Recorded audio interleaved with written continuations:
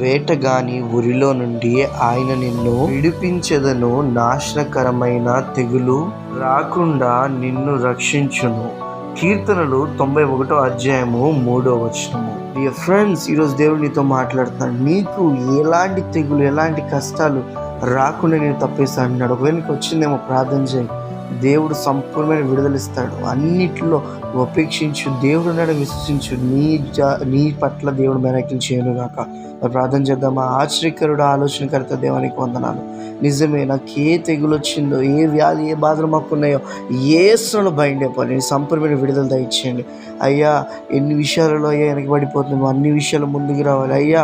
కాలు పెడితే స్థిరపడాలి అయ్యా. విజయోత్సవంగా మేము కర్బూర శబ్దం మొదలు మీ ఆత్మ అభిషేకాన్ని నింపి నూరెంతలు ఫలించే వృక్షం వల్ల ఉంచమని నజరేయుని యేసు నామములో ఈ ప్రార్థన చేస్తున్నాం తండ్రి, ఆమేన్.